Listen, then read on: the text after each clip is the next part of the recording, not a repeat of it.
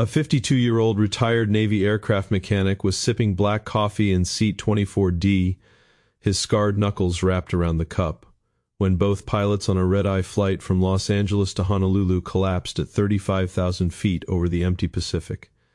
And the only soul on that Boeing 777 who could possibly bring it home was a man the crew had politely ignored at boarding. The aircraft carried 189 passengers and crew on a routine overnight haul across one of the most remote stretches of ocean on Earth. The cabin lights were dimmed. Most people were asleep. Then the flight deck fell completely silent. Before we go any further, drop a comment below. What state are you watching from? I read every single one. And if this is the kind of story you came here for, subscribe. There are more coming. Ray Delgado looked exactly like what he had become. A quiet, broad-shouldered man in faded jeans and a worn flannel shirt who fixed trucks for a living in a dusty yard outside San Bernardino. His hands bore the permanent grease stains that no soap could fully remove.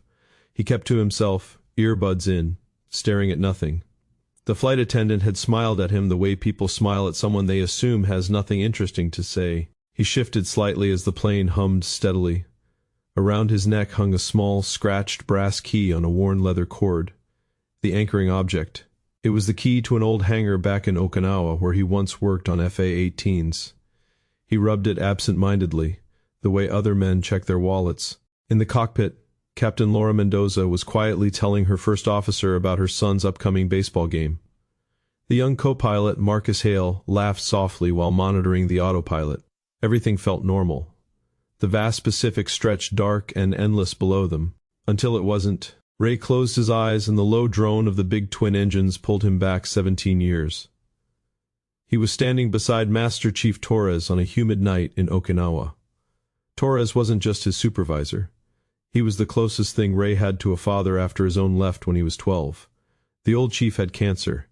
He knew his time was short, so he spent every spare hour teaching Ray things far beyond what a young mechanic needed.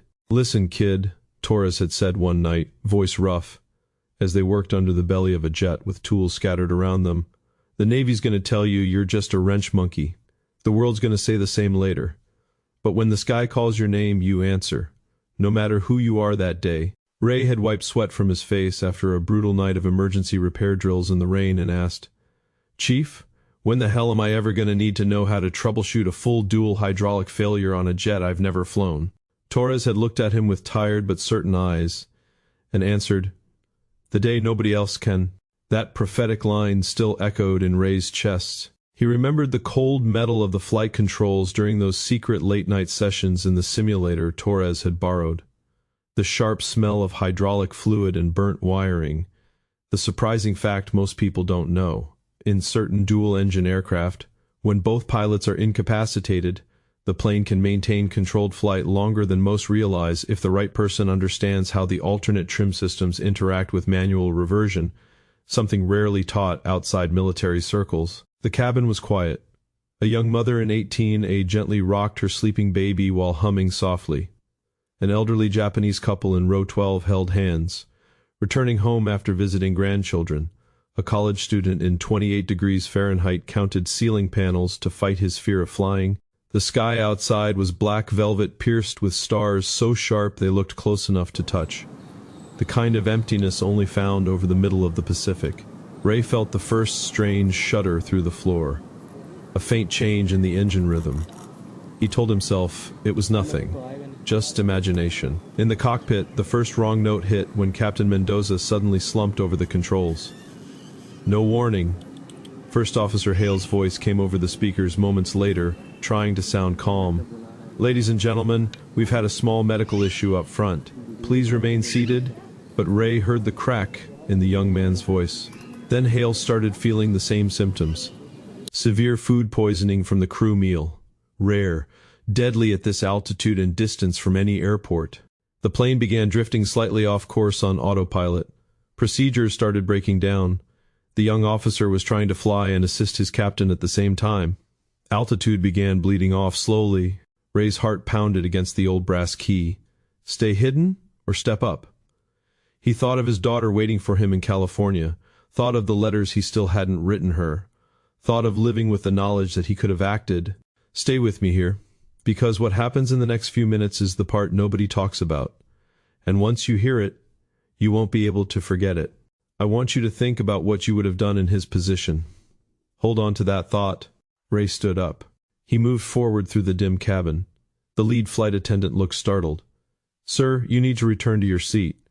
"I can help in the cockpit," Ray said, voice low and steady. "I know these systems." At first she gently tried to steer him back, then more firmly, until the interphone crackled with Hale's desperate voice. "We're losing pressure on both sides. I need someone who knows what they're doing up here." They let him through. The cockpit smelled of fierce sweat and stale coffee. Captain Mendoza was conscious but barely able to move. Young Hale stared at this graying, thick-set man like he'd appeared from nowhere. "I worked on these birds in the Navy," Ray said simply. "Let me see the ECAM." Hale hesitated, sweat dripping down his face. Then the plane yawed slightly. He had no choice. Ray dropped into the jump seat first, then moved to assist. His hands shook for a few seconds on the controls. Then muscle memory took over. He correctly named the cascading failure mode Hale hadn't caught. He ran through the memory items for the QRH with quiet precision. He asked one pointed question about the fuel cross-feed valves that showed Hale still didn't fully grasp the manual reversion logic on this variant. That was the moment trust clicked. He touched the brass key once. It felt heavier now. Taking control felt like stepping back into a life he thought he'd left behind. The yoke was heavier than he remembered. Warning lights bathed the cockpit in red and amber. Chief Torres's voice came back clear and calm in his head.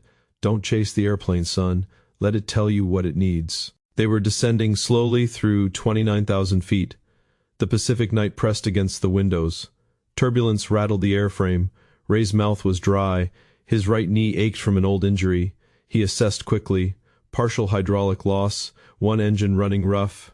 Nearest diversion was too far. They would have to nurse it toward Honolulu with what they had. Step by step he guided Hale. He explained power settings and why they had to avoid standard descent rates. Every choice carried nearly 200 lives. Then the crisis inside the crisis struck. The standby electrical bus failed unexpectedly. The cockpit lights dimmed. Alarms screamed. Something no checklist had prepared them for in this exact sequence. For one long second Ray froze, doubt flooding in. Then he remembered Torres's words from a rainy night drill years ago. "When the lights go out, trust your hands and the seat of your pants. The machine will talk to you if you shut up and listen." He switched to raw manual trim, used the standby horizon. Hale's voice shifted from panic to focused respect. In the middle of that darkness, an unexpected tenderness passed between them. Hale, barely holding it together, reached over and gripped Ray's shoulder for a brief moment. No words. Just human contact at 22,000 feet above the black ocean. Ray nodded back. Two scared men holding each other steady inside a wounded machine. The final approach stretched on forever. Ray talked quietly to Honolulu Center, his voice even. The runway lights appeared through scattered clouds. He fought a gusting crosswind that tried to shove them sideways. The mains touched hard, smoke rising from the tires. Reverse thrust roared. The plane rolled out unevenly but stayed on the pavement. Silence filled the cockpit.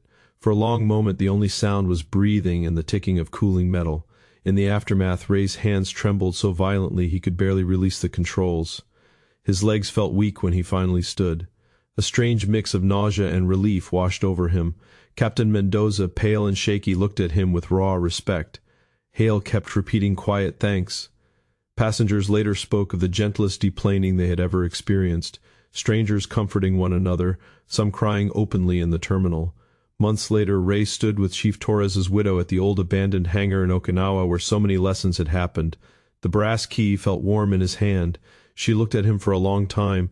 "You carried all that weight inside you like it was nothing." Ray stared at the old hangar door. "I thought it was nothing." She smiled with quiet sadness. "The real question isn't whether a man like you was ready for a moment like that. It's whether any of us truly understand that the moments we run from are often the ones that finally show us who we've been all along. If this story moved you, I have more where this came from. Subscribe so you don't miss what's next. And leave a comment below telling me which moment in this story stayed with you. I genuinely want to know. He still fixes trucks under the hot California sun, but sometimes when the sky turns that deep Pacific blue at dusk, he looks up and feels the weight of 200 lives resting for one night in hands that once only turned wrenches.